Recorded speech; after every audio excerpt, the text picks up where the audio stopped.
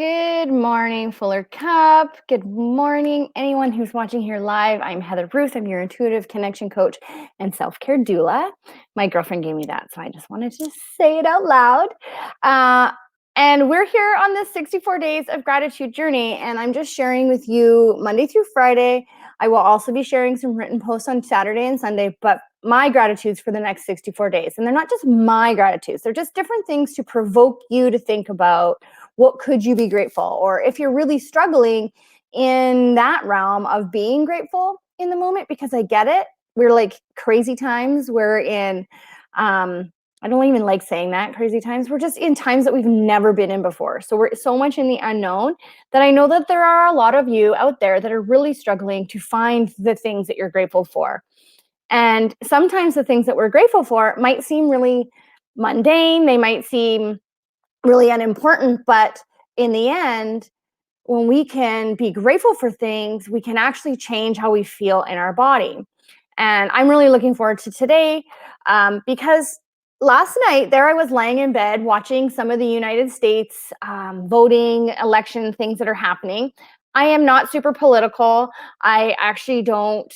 This would be like really my first year of diving in or even trying to remotely understand politics, both here in Canada and in the United States. It's been something that I've not had the desire to really talk about.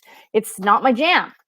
So what I mean by that is, I was laying there and I could feel all the tensions. And I know that this month I'm being really conscious about where I'm expending energy. I'm being soft. I'm being gentle with myself. I'm an empath and I feel things, and my body has basically been feeling like it's like just on fire again, but the anxieties are not my own. I'm not anxious for anything within my own life. There's just like a lot of things that are moving around. And as I was lying on the bed and we were watching this thing and me and my husband were joking and laughing, I stopped for 5 seconds. We turned down the volume and I could hear the wind rustling the leaves. Now, here in Canada, we got snow where I live way earlier than we expected. And so the leaves still hadn't fallen off the tree. And so now the leaves are just starting to fall, and I could hear the wind rustling through the leaves, and I could feel my body just going into some more soothing sort of feelings. And one of the things that I really love is running water. We have a giant, large fish tank in our living room, and I can hear running water there. But one of the things that I was really adamant about was when I'm in my backyard, I wanted to hear running water because it drowns out all of the other noise.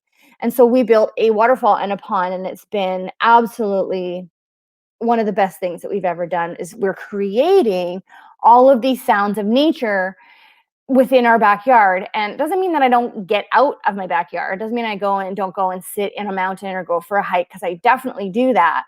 And I'm right now like getting super excited for what's coming, which is ski season, because I do a lot of sitting at the top of the mountain and a lot of just presence and taking it in, the grandeur, the smells. And yes, winter does smell. But the wind across my face and just the cool temperatures. And this is why I'm grateful for it, because it helps me ground back into my rhythm.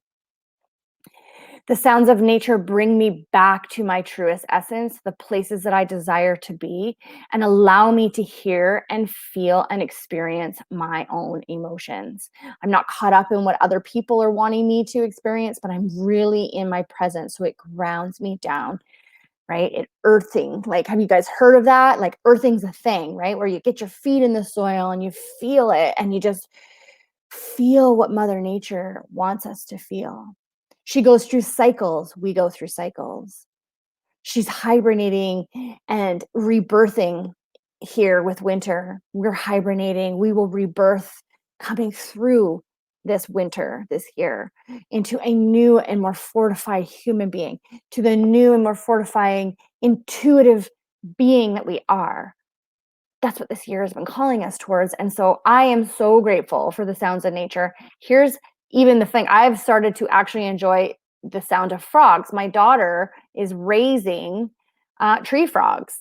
She collects them and she finds them in nature trails and she brings them home, and she feeds them and she raises them. And so she found a couple frogs that had their little feet taken off by probably another animal. So she rescued them and brought them home. And so we have frog noises in our house. And what I didn't know about frogs is that they hibernate too at this time of year. So they're really quiet. And I kind of miss that 10 o'clock in the morning croak, right? So what is it that you're grateful for and how does it make you feel? That's what the gratitude journey is really about. Like living in this is being grateful and then experiencing it and understanding how that resonates in your body, how that lights you up, how that fills you up. Where does it fill you up? In your tummy, in your heart, in your mind, in your throat? Do you get all of those sensations when you're thinking about the things that you're grateful for? Are you overwhelmed with this warmth? Like love for me is fuzzy and soft and warm. And when I really think about the gratitudes that I have, the things that I am grateful for, and there's well beyond 64. So I just need you to know that I have probably well over 300 different things, but I never used to be that way. I was not grateful for what I had. I was not grateful, and I always wanted something else. And this is what gratitude lands you in, is that you don't need or want anything that you don't already have. Because if you're not paying attention to what you already have, the things that are in your life that do actually bring you joy and happiness and lift you up, if you're not paying attention to being grateful for them, then the things that you're bringing in are just going to be empty vessels.